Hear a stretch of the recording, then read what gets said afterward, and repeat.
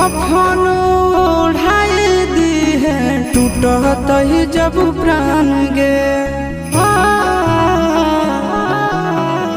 मरे घड़ी पनिया पिलाई दी है जान गे